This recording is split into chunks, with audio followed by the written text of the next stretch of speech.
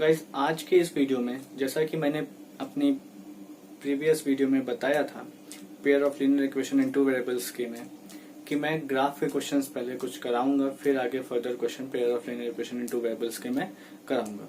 तो जहां पे मैंने आपको पिछली वीडियो में बताया था कि कोइंसिडेंट लाइन की क्या कंडीशन है, पैरेलल लाइन की क्या कंडीशन है और इंटरसेक्टिंग लाइन की क्या कंडीशन है, सेम उसी तरीके से अब हम सबसे पहले देखेंगे कि कैसे हम यहाँ पे ग्राफ प्लॉट करते हैं किसी भी दो इक्वेशन को। तो यहाँ पे देखिए लिखा है solve graphically the system of equation. सबसे पहली बात तो ये है कि इसको समझने के लिए आप लोग के पास एक ग्राफ पेपर होना चाहिए, जैसा कि मेरे पास यहाँ है नहीं। तो मैं आप लोगों को ऐसे ही कुछ मतलब रफली बता दूंगा कि कैसे बनाना है, लेकिन आप लोगों के पास ग्राफ पेपर होना चाहिए तो ये अच्छे से समझ में आ जाएगा। और इस वीडियो के साथ लास्ट तक बने रहेगा तो और अच्छे से समझ में आएगा। सबसे पहले देखिए x प्लस वाई बराबर 3 और 3x माइनस 2y बराबर 4। तो हमें क्या करना है, इन दो इक्वेशनों का ग्राफ बनाना है। तो कैसे बनेगा, सबसे पहला काम करना है कि एक एक करके हमें सबसे पहले पॉइंट टेबल बनाना पड़ेगा। मैं इस वाले का बनाने जा रहा हूँ, पहले वाले का पॉइंट निकाल लूं तो अभी तो मैं उन्हें प्लॉट कर पाऊंगा ना ग्राफ पे। तो चलिए, जैसे यहाँ पे गिवन है कि x प्लस वाई बराबर 3, तो अगर मैं यहां से x 3 माइनस वाई लिख सकता हूं कि नहीं, x की वैल्यू को x is equal to 3 minus y मैं लिख सकता हूं। अब मुझे क्या करना है कि कुछ ऐसी वैल्यूज लेनी है y की कि x की वैल्यू ऑटोमेटिक आ जाएगी। जैसे अगर मैं यहाँ पे y की वैल्यू को 1 रख दूं, ये देखिए y की वैल्यू को 1 यहाँ पे रखा जैसे, तो ये 3 माइनस 1, तो x की वैल्यू क्या आ जाएगी 2। तो यहाँ पे देखिए x की वैल्यू 2 आ गई। सेम यही तरह अगर मैं y की वैल्यू को 2 रखता हूं तो x की वैल्यू क्या आ जाएगी 1 आ जाएगी। अगर मैं y की वैल्यू को -1 रख दूं या फिर कुछ और भी रख सकता हूं, जैसे मैंने मान लो 3 रख दिया तो x की वैल्यू 0 आ गई। तो खैर मेरे लिए तो 3 पॉइंट ही सफिशिएंट है, आप लोग चाहें तो और फर्दर आगे निकाल सकते हैं। अब ये तो हो गया था फर्स्ट वाले इक्वेशन का पॉइंट। अब निकालते हैं सेकंड वाले इक्वेशन का पॉइंट, जो कि यहाँ पर ये रहा x y। देखिए सबसे पहले तो इस इक्वेशन को अच्छे से लिख लेते हैं, that is 3x minus 2y बराबर 4 है। तो मैं यहाँ पे क्या करूंगा, 3x बराबर 4 प्लस 2y इसको मैं लिख सकता हूँ। फिर x की वैल्यू निकाल लेता हूं मैं यहाँ पे, तो ये आ जाएगा 4 प्लस 2y अपॉन 3। अब मुझे क्या करना है कि y की कुछ ऐसी वैल्यूज रखनी है तो x की वैल्यू मिल जाएगी। तो चलिए सबसे पहला काम, अगर मैं y की वैल्यू को 1 रख दूं, जैसे ही मैं यहाँ पे y की वैल्यू को 1 रखूंगा तो 2 1 2 और 2 प्लस 4 कितना हो जाएगा 6, 6 बाई 3 मतलब 3, तो x की वैल्यू आ जाएगी 3। तो जब मैं 1 रखूंगा y तो x की वैल्यू 3 आएगी। अब जरा चेक करते हैं फिर से दूसरा टर्म के लिए। तो दूसरे टर्म के लिए अगर मैं y की वैल्यू को 2 दूनी 4 और अगर मैं y की वैल्यू को चलिए -1 रख दिया या फिर -1 की बजाय 2 रख दिया, चलिए जैसा कि ऊपर भी रखा है 2 रख दिया, तो 2 दूनी 4, यहाँ पे 2 2 से 4, 4 प्लस 4 8, तो यहाँ पे 8 अपॉन 3 आ जाएगा। तो जो आपका पॉइंट में आएगा वो निकाल लीजिएगा। अब चलते हैं जरा तीसरा थर्ड पॉइंट के लिए। तो मैंने यहाँ पे 3 रख दिया है, तो 2 3 जा 6, 6 4 10, 10 बटे 3 कितना हो जाएगा, जो भी आए आप लोग उसे पॉइंट में अपना कैलकुलेट कर लीजिएगा। तो ये आपका रहा पॉइंट, जो कि मैंने दो इक्वेशनों की मदद से निकाल लिया है। अब क्या करना है, इनको ग्राफ पेपर पे आप लोगों को प्लॉट करना है, जैसा कि यहाँ पे बताया गया है। जैसा कि मैं एक को प्लॉट कर लेता हूँ, पॉइंट वाला तो यहाँ पे नहीं हो पाएगा, तो पॉइंट वाला आप लोगों को ग्राफ पेपर की जरूरत पड़ेगी। मैं एक बता देता हूँ, सेम वही तरह आप लोग निकाल सकते हैं ग्राफ में। जैसा कि पहला वाला इक्वेशन, वहां पे पॉइंट है 2, 1, 1, 2 और 0, 3। तो मैं यहाँ पे पहले बना लू 1 2 3, इतना ही गया, ज्यादा तो गया नहीं। 1 2 3, पहला है पॉइंट 2, 1। तो देखिए x एक्सिस पे 2 जाना है और फिर y एक्सिस पे 1, तो ये पॉइंट आपको यहाँ पे एक मिला। फिर 1, 2 है तो x एक्सिस पे 1 और फिर ये यहाँ पे जाना है। फिर तीसरा वाला है 0,3, तो 0 ये रहा आपका यहाँ पे, और 0,3 का मतलब ये। तो देखिए इन तीनों लाइन को जब आप मिलाएंगे, खैर ये तो रफली है, तो जब मैं इन तीनों, देखिए यहाँ पे ही सीधा दिख रहा है, तो एक लाइन ये ऐसे बनी। आप लोगों को इसका पॉइंट निकाल के ग्राफ बनाना है, और फिर अगर जो भी इसका नेचर हो, चाहे वो पैरेलल जा रही हो, इंटरसेक्ट कर रही हो, आप लोगों को फिर वहां पे बता देना है कि ये इसका नेचर कैसा होगा। तो ये तो हो गया आपका ग्राफ वाला सिस्टम कि ग्राफ के क्वेश्चंस को हम कैसे सॉल्व करते हैं। ये देखते हैं, जैसा कि मैंने अपनी पिछली वीडियो में बताया था कि मैंने 3 कंडीशन बताए थे, इंटरसेक्टिंग, पैरेलल और जो भी था एक और। तो यहाँ पे एक बात करते हैं, जैसे ये क्वेश्चन दिया हुआ है, मैं उस वीडियो में नहीं बताया था, इसे यहाँ पे बता रहा हूँ कि कैसे इसको चेक करते हैं कि कैसे क्या पैरेलल है, कौन इंटरसेक्टिंग है, कौन पैरेलल है, क्या है। तो चलिए देखते हैं। सबसे पहले इस इक्वेशन में अगर देखें पहले वाले में, तो A1 की वैल्यू है 2, B1 की वैल्यू है 4 और C1 की वैल्यू है 10। फिर दूसरे वाले इक्वेशन में देखें तो A2 की वैल्यू है 3 और B2 की वैल्यू है 6 और C2 की वैल्यू है 12। ठीक है, तो यहाँ पे चलिए चेक करते हैं, तो पता चल जाएगा कि ये जो इक्वेशन दी हुई है, अगर हम इसका ग्राफ प्लॉट करेंगे तो इसका नेचर कैसा होगा। तो बिना हम पॉइंट मतलब बिना ग्राफ बनाए भी जान सकते हैं कि इन दो इक्वेशनों का नेचर कैसा होगा। चलिए देखते हैं। तो अगर हम यहाँ पे रेशियो निकालें, तो देखिए A1 अपॉन A2, तो A1 अपॉन A2 निकालेंगे तो date is 2/3। B1 upon B2 निकालते हैं, तो B1 अपॉन B2 क्या आ रहा है, वो भी 4/6, मतलब 2 दूनी 4, 2 3 6, ये भी कितना आ गया, 2/3 आ गया। अब एक और रेशियो निकालना है, दैट इज इधर निकाल देता हूं C1/C2, तो C1/C2 10/12, तो 10/12 का क्या मतलब हो गया, यहां से अगर हम चेक करें तो क्या हो जाएगा, 2 6 12, सॉरी 2 5 10 और 2 6 12, तो 5/6 आ रहा है। तो मतलब ये क्या कंडीशन आपकी बन रही है, यहाँ पे अगर हम ध्यान दें तो कंडीशन शायद ये बन रही है, that is A1 upon A2 is equal to B1 upon B2 does not equal to C1 upon C2, यही बन रही है ना। तो जैसा कि मैंने बताया था, अगर ये ऐसी कंडीशन बनती है तो उस केस में क्या होता है, लाइन एक दूसरे के पैरेलल होती हैं। तो इस इक्वेशन, जब आप इस इक्वेशन का ग्राफ बनाएंगे तो आपको ये सीधे सीधे देखने को मिलेगा कि हाँ ये पैरेलल है। तो अब इसी तरह के कुछ फर्दर और क्वेश्चन करते हैं, लेकिन अलग अलग मेथड से, जहां पे मैं एलिमिनेशन मेथड, सब्स्टिट्यूशन और एक क्रॉस मल्टीप्लिकेशन मेथड को बताऊंगा। तो चलिए देखते हैं कि मेथड और सब्स्टिट्यूशन करने का क्या तरीका होता है। तो सबसे पहला ध्यान दीजिएगा कि यहाँ पे क्या चीज होने जा रहा है। देखिए सब्स्टिट्यूशन का मतलब क्या होता है कि आप किसी इन दोनों इक्वेशन में से चाहे x या y की वैल्यू को निकाल लीजिए, और फिर जो वो वैल्यू आएगी, अगर फर्स्ट से निकाली है तो सेकंड पे पुट करिए, और अगर सेकंड से निकाली है तो फर्स्ट पे पुट करिए। ठीक है, तो चलिए मैं अगर यहाँ से सेकंड से इक्वेशन, यहाँ ये मैं सेकंड इक्वेशन ले रहा हूँ जो कि x माइनस वाई बराबर -1 गिवन है। तो अगर मैं यहाँ से y की वैल्यू निकाल लूं, देखिए y की वैल्यू अगर मैं यहाँ से निकालूंगा तो यहाँ से y की वैल्यू आ जाएगी x+1।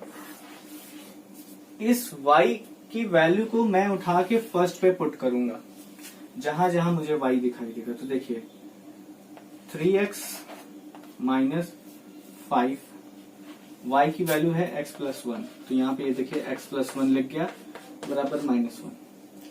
अब ये आ गया 3x, यहाँ पे देखिए ये -5x, इनका मल्टीप्लाई करा दीजिए, यहाँ पे आ जाएगा -5, ये -1। तो 3x माइनस 5x कितना आ गया, माइनस का 2x, ये आ गया आपका माइनस का 2x। अब देखिए जैसे ही ये माइनस का 2x आया, ये -5 को उधर भेज दीजिए, तो ये हो जाएगा प्लस का 5, उधर चला जाएगा तो -1 और +5 मतलब प्लस का 4 आ जाएगा। तो x की वैल्यू आप यहां से निकाल सकते हैं, तो x की वैल्यू क्या आ जाएगी, -4/2। -4/2 का मतलब क्या हो गया, x की वैल्यू -2 आएगी। x की वैल्यू -2 आ गई है, y की वैल्यू को यहाँ पे रख दो, y की वैल्यू आ जाएगी। तो y हमारा क्या था, x+1 था। तो y की वैल्यू जैसे ही x+1 थी, यहाँ पे x की वैल्यू हमने निकाल दी है, -2 रख दिया यहाँ पे, -2 + 1 कितना हो जाएगा, -1। तो आपको ये देखिए by using substitution method x की वैल्यू -2 मिल गई और y की वैल्यू -1 मिल गई। तो ये हो गया आपका सब्स्टिट्यूशन मेथड। अगर इसी सेम क्वेश्चन को अगर मुझे एलिमिनेशन मेथड से करना हो तो कैसे करते हैं, चलिए देखते हैं। x की वैल्यू -2 और y की वैल्यू -1 उसमें भी आनी चाहिए।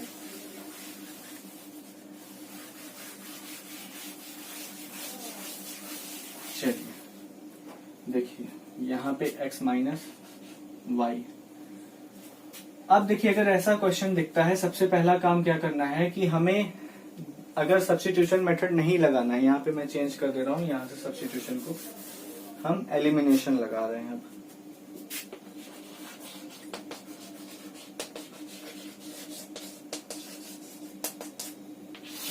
देखिए एलिमिनेशन मेथड में क्या होगा, 3x - 5y बराबर -1 और इक्वेशन मतलब वही है जो सब्स्टिट्यूशन के लिए वक्त ली थी।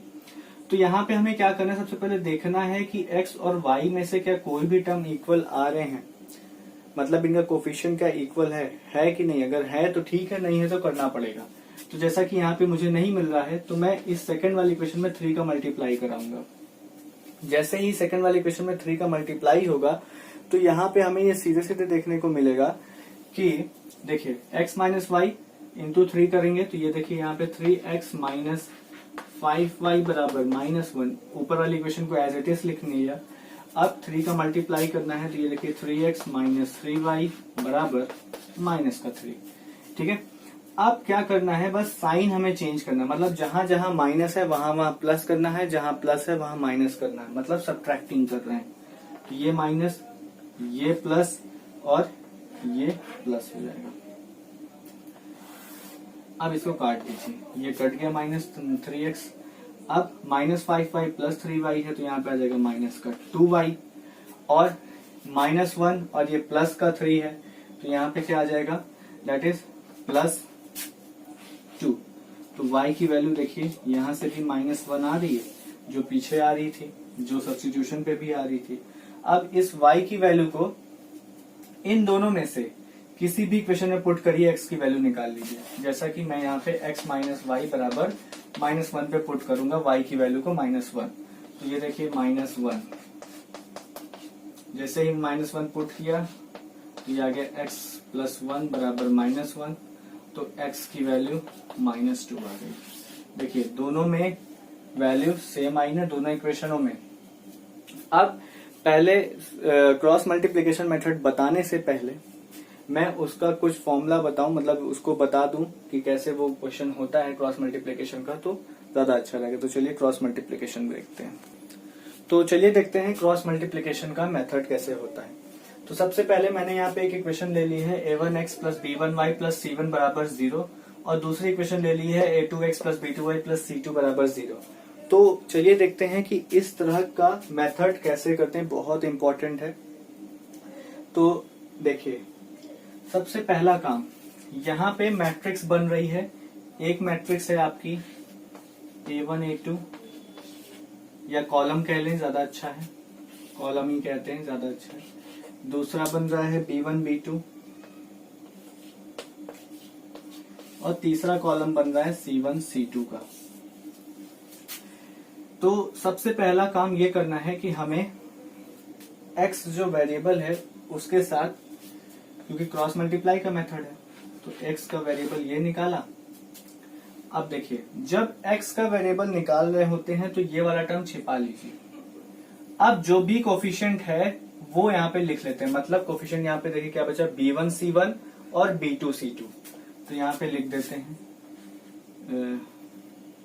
b1 c1 b2 c2 बराबर, ध्यान रखिएगा y का ये जो है नेगेटिव रहेगा। अब इसके बाद जब y का लिखेंगे तो y का छुपा लेंगे। अब देखिए कोफिशिएंट क्या है, a1 c1 a2 c2। ठीक है, तो यहाँ पे हम लिख लेंगे a1 c1 a2 c2। अब तीसरा जो है कोफिशिएंट मतलब कांस्टेंट, वो यहाँ पे हम 1 का ले लेंगे। अब जब c1 c2 की बारी आएगी तो हम इनको छुपाएंगे सी वाले टर्म को, और फिर a1 b1 upon a2 b2। ये देखिए a1 b1 और a2 b2, ये मैंने यहाँ पे लिख दिया। अब कुछ नहीं करना है, बस क्रॉस मल्टीप्लाई करके लिख देना है, यही आपका फॉर्मूला बन जाएगा। ये देखिए, ये इसके साथ मल्टीप्लाई, ये इसके साथ मल्टीप्लाई, ये इसके साथ मल्टीप्लाई, ये इसके साथ मल्टीप्लाई। तो देखिए आपका फॉर्मूला क्या बन के आएगा, मैं इधर लिख देता हूं ताकि स्पेस ज्यादा मिल जाएगा। तो x अपॉन यहाँ पे b1 का c2 के साथ मल्टीप्लीकेशन, और बीच में जब क्रॉस मल्टीप्लीकेशन होता है तो बीच में माइनस का साइन लगता है, तो माइनस, अब b2 का c1 के साथ है तो यहाँ पे मैंने लिख दिया b2 c1 बराबर माइनस y है, तो माइनस y को एज इट इज लिख लेते हैं। अब देखिए a1 का c2 के साथ मल्टीप्लीकेशन है तो यहाँ पे लिख लेते हैं a1 c2, माइनस लगाइए और फिर a2 c1, ये लिख दिया a2 c1। अब इसके बाद बारी आती है लास्ट वाले कोफिशिएंट वाले टर्म की, दैट इज कांस्टेंट, मतलब a1 b2 minus a2 b1। तो ये तो हो गया आपका क्रॉस मल्टीप्लिकेशन मेथड का फॉर्मूला, जो आप लोगों को ऐसे आता है जो मैंने बताया। आप लोगों को ये रिमाइंड कर लेना है अपने माइंड में कि ये क्रॉस मल्टीप्लिकेशन का मेथड का क्वेश्चन जब हम करते हैं तो कुछ इस तरह से ही करते हैं। तो चलिए अब देखते हैं इस पर कुछ क्वेश्चंस। तो यहाँ पे मैंने एक क्वेश्चन लिख दिया है 2x minus y minus 3 is equal to 0 और 4x प्लस वाई माइनस 3 बराबर 0। ये आपका आ गया एक क्वेश्चन जो कि आपको क्रॉस मल्टीप्लिकेशन मेथड का इस्तेमाल करते हुए सॉल्व करना है। तो सबसे पहला काम, यहाँ पे जो भी a1 b1 c1 है उनकी वैल्यूज लिख लेते हैं। तो a1 की वैल्यू है 2, b1 की वैल्यू है -1 और c1 की वैल्यू है -3। अब इसके बाद बारी आती है a2 की। a2 की वैल्यू है 4, b2 की वैल्यू है 1 और c2 की वैल्यू है -3। तो ये तो हो गया आपके वैल्यूज। अब कुछ नहीं करना है, ये जो फॉर्मूला लिखा है इसी पे मैं पुट करूंगा सारी वैल्यूज को। देखिए कैसे पुट करूंगा, स्पेस ले लूं थोड़ा। देखिए सबसे पहला x अपॉन b1 c2, तो b1 -1 है, ये b1 into c2, b1 into c2 का मतलब -1 इंटू -3 मतलब प्लस का यहाँ पे 3 आ जाएगा, बीच में माइनस का साइन है, माइनस लगा दीजिए। b2 c1, b2 ये रहा 1 और c1 की वैल्यू है -3, तो ये -3 इंटू 1 तो मतलब -3 और एक ऑलरेडी माइनस है यहाँ पे, तो यहाँ पे +3 आ जाएगा। अब -y लिख देते हैं। इसके बाद a1 c2, a1 की वैल्यू 2 है, c2 की वैल्यू -3 है, तो 3 इंटू 2 तो कितना हो जाएगा a1 c2, दैट इज -6। अब दूसरा है a2 c1, a2 4 है और c1 की वैल्यू -3 है, तो मतलब -12, एक ऑलरेडी माइनस है तो मतलब यहाँ पे प्लस का 12 आएगा। अब अगली बारी है 1 upon a1 b2, a1 b2 मतलब 2 इंटू 1 2, a2 b1 4 इंटू -1 मतलब -4 जो कि यहाँ पे प्लस का 4 आ जाएगा। अब क्या करना है, बस सीधे सीधे वैल्यूज सॉल्व कर लेनी है और आपका सॉल्यूशन आ जाएगा। तो मैं ये वाला वैल्यूज यहाँ पे लाके सॉल्व कर रहा हूँ। तो इसको जब सॉल्व करूंगा तो x अपॉन 6 बराबर -y अपॉन 6 और बराबर 1 अपॉन 6, ये हो गया। अब क्या करना है, x वाले टर्म को एक बार कांस्टेंट के साथ 1 बाय 1 कंपेयर कराना है, जैसे x का करेंगे वैसे y का, तो कंपेयरिंग करा रहे हैं। तो ये देखिए x अपॉन 6 बराबर 1 बाई 6, तो ये 6 से 6 कटा जाएगा, तो x की वैल्यू आ जाएगी -1। जैसे ही x की वैल्यू -1 आ गई, y वाले को कंपेयर करा दीजिए, -y बाई 6 -y बाई 6 बराबर 1 बाई 6, ये 6 से ये 6 कट जाएगा। अब जैसे ये 6 से ये 6 कटा तो आपको क्या करना है, ये माइनस वाई बराबर 1, तो वाई की वैल्यू आ जाएगी -1, तो x की वैल्यू 1, y की वैल्यू -1। तो ये आपने देखा क्रॉस मल्टीप्लिकेशन मेथड। तो आई होप ये आप लोगों को समझ में आया होगा। इस वीडियो में मैंने कोशिश किया ज्यादातर आपको सारे मेथड बताने की। अब आगे जो वीडियो मैं बनाऊंगा pair of linear equation in 2 variables के, उसमें ज्यादातर क्वेश्चंस होंगे, जैसे मतलब यही बेस पे ही क्वेश्चन रहेंगे तीनों मेथड के, और साथ ही साथ वर्ड्स प्रॉब्लम के भी क्वेश्चंस आपको देखने को मिलेंगे। एनसीईआरटी के सॉल्यूशन, आरडी शर्मा के सॉल्यूशन सब यहाँ पे अब मैं बताऊंगा। तो आई होप ये वीडियो आपको समझ में आई होगी, आपको पसंद आएगी। तो प्लीज हमारे चैनल को सब्सक्राइब करना मत भूलिए और लाइक शेयर कमेंट जरूर करिएगा।